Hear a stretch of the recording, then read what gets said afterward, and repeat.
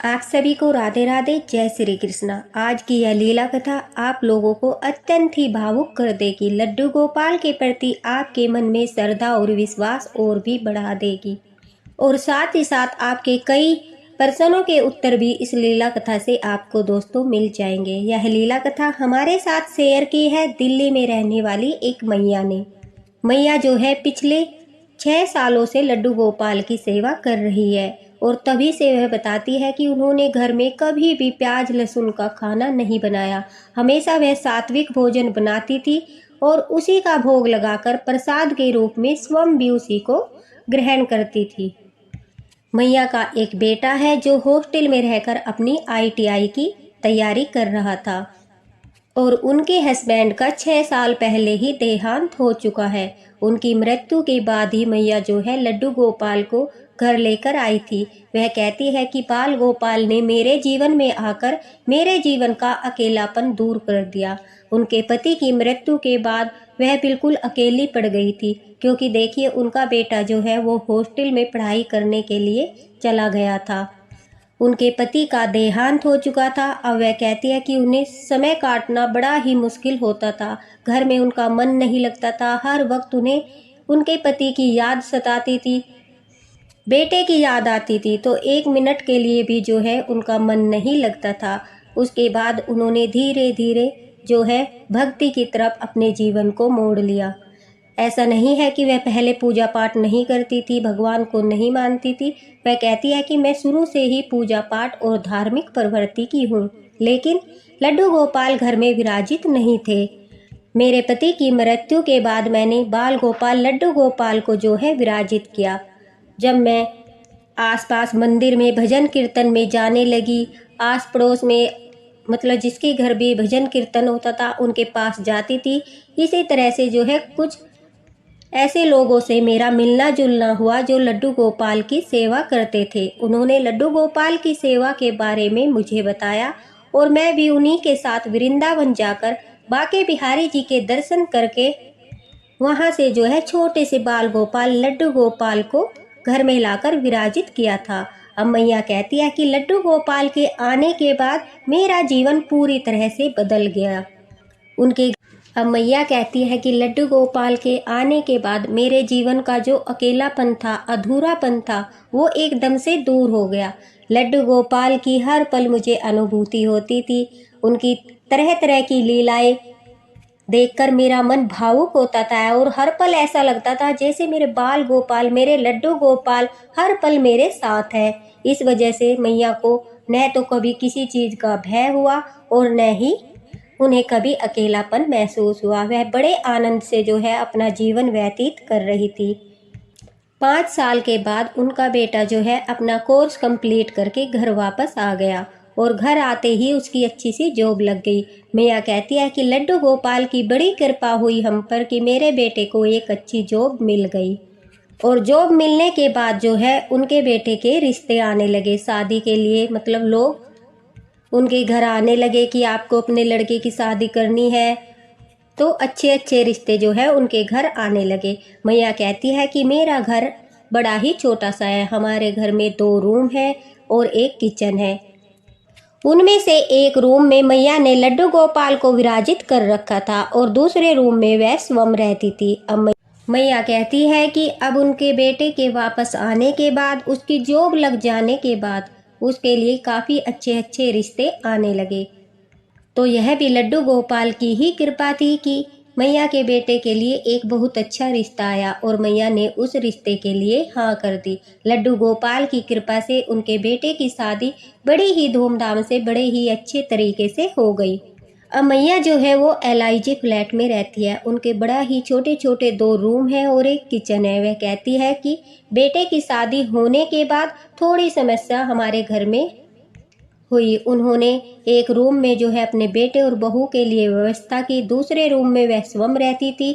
तो इस वजह से लड्डू गोपाल के लिए उन्होंने अपने रसोई घर में ही एक साइड में उनका मंदिर स्थापित कर दिया और वहीं पर लड्डू गोपाल जी को विराजमान किया।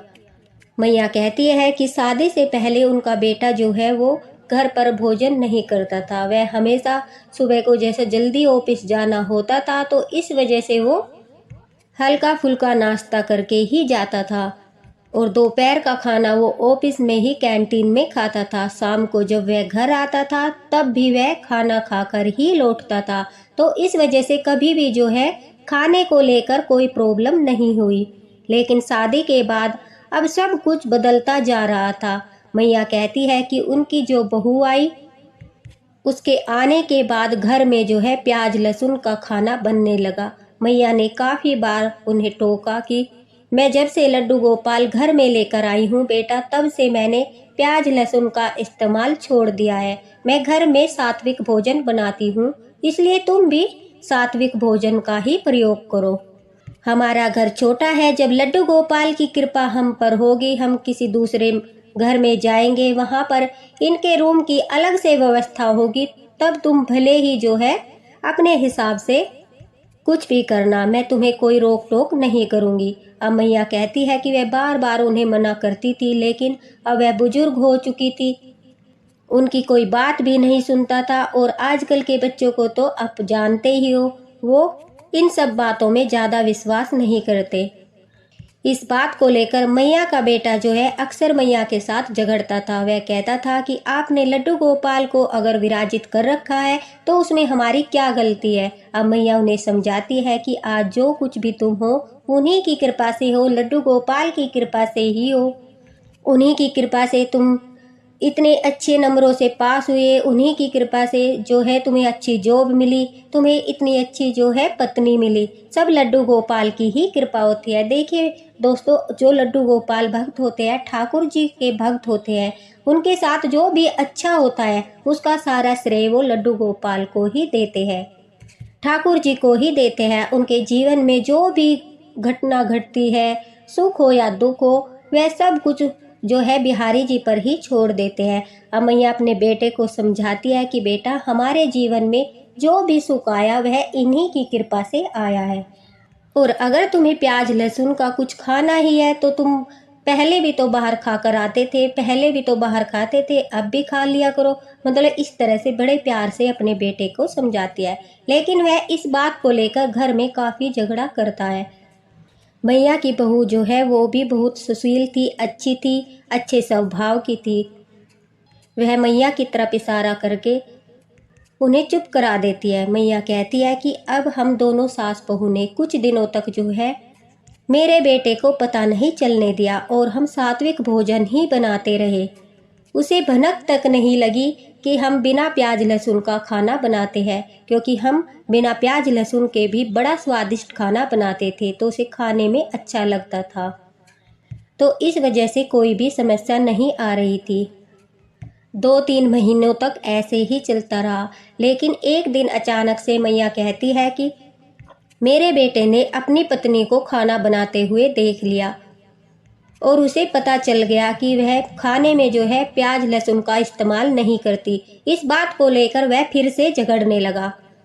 बहू ने भी उसे काफ़ी समझाने की कोशिश की कि देखिए, हमारे जो रसोई घर में है ठाकुर जी विराजमान है, हमारा घर काफ़ी छोटा है, हम इन्हें कहीं और स्थापित भी नहीं कर सकते, इस वजह से जो है रसोई में प्याज लहसुन का खाना नहीं बना सकते। और वैसे भी हम इतना अच्छा खाना तो बनाते हैं, आपको उससे कोई प्रॉब्लम नहीं होनी चाहिए। लेकिन कहते हैं कि कभी कभी जो है जीवन में परीक्षाएं आती है और व्यक्ति हट पकड़ लेता है। तो मैया कहती है मेरा बेटा भी इस बात पर हट करने लगा कि अगर खाना बनेगा तो प्याज लहसुन का ही बनेगा, और वह बाजार जाकर वहां से काफ़ी सारे प्याज और लहसुन लेकर आता है और लाकर रसोई घर में रख देता है, और इस बात पर घर में झगड़ा करने लगता है कि आज खाना बनेगा तो प्याज लहसुन का ही बनेगा। मैं नहीं जानता कि तुम्हारे ठाकुर जी विराजित है या फिर क्या बात है, लेकिन मुझे आज जो है खाना अपनी पसंद का प्याज लहसुन वाला ही चाहिए।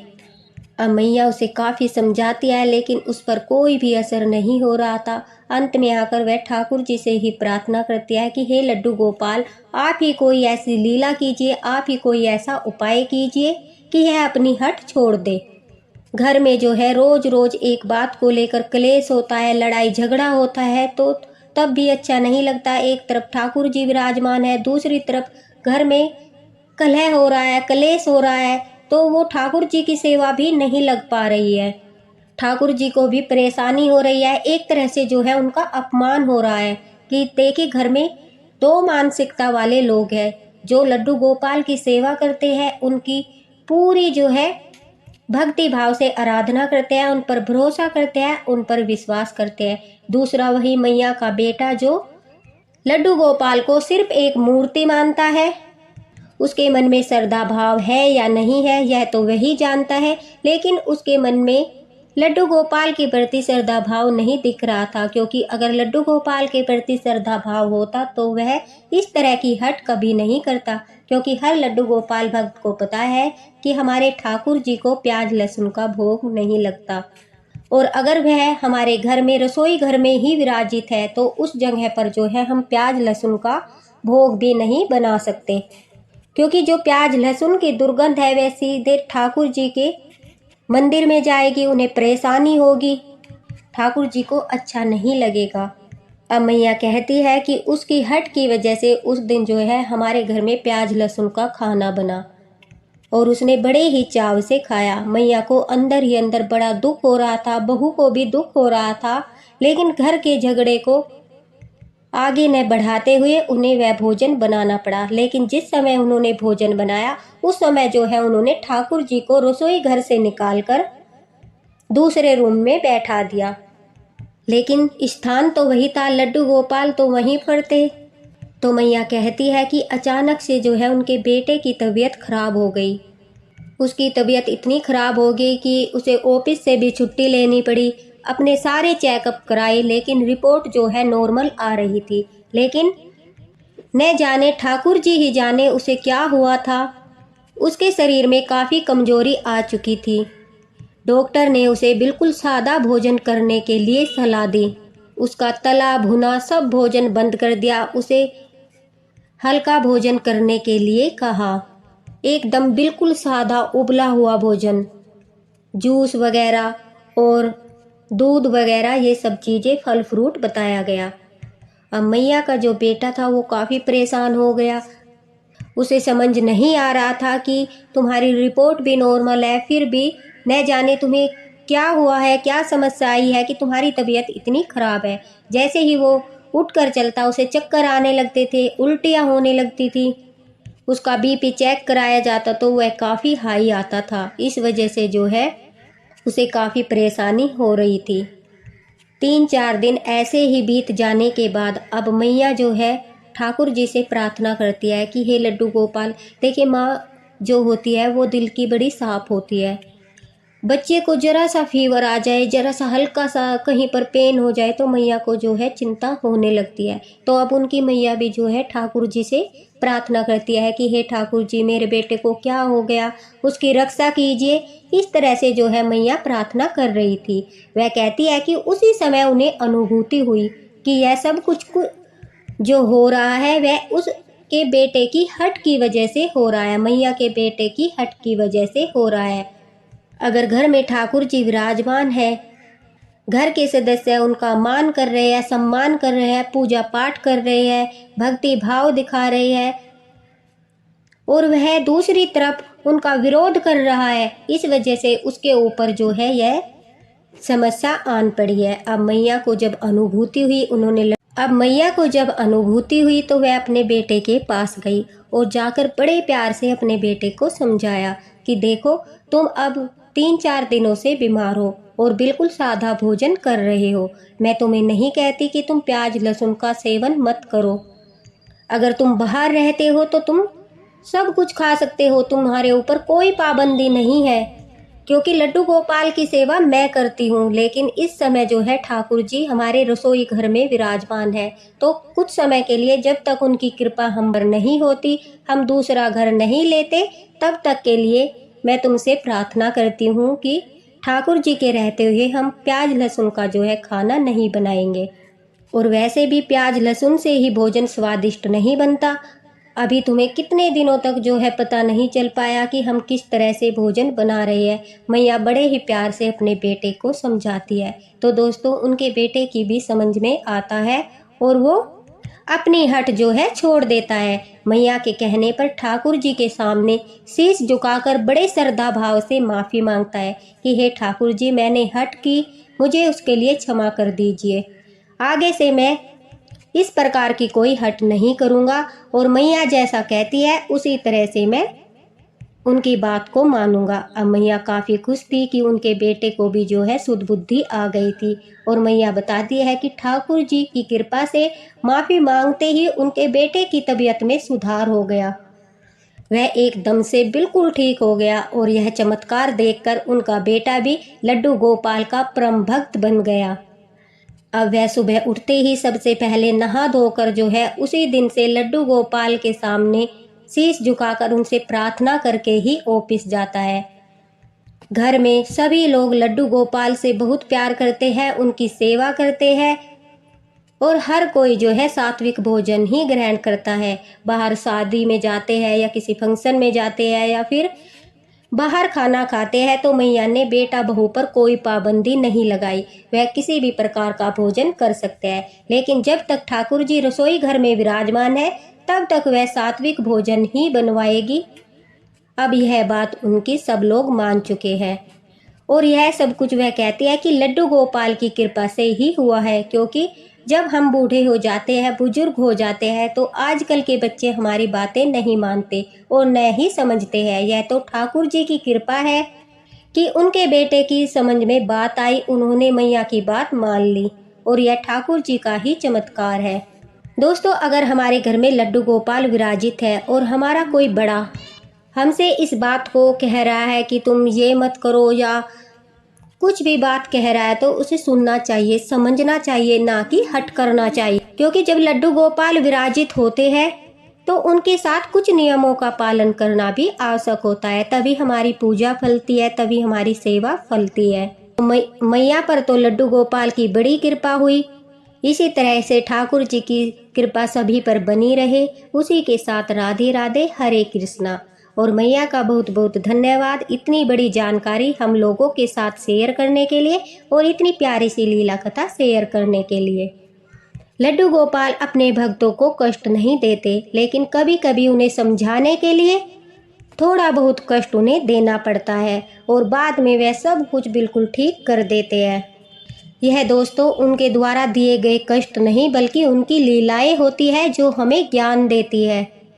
इसी तरह से अपना साथ बनाए रखना। राधे राधे, हरे कृष्णा। अगर आप भी कोई लीला कथा शेयर करना चाहते हैं तो डिस्क्रिप्शन बॉक्स में मैंने फेसबुक लिंक दे दिया है, आप वहां पर शेयर कर सकते हैं। लड्डू गोपाल की जय। राधे।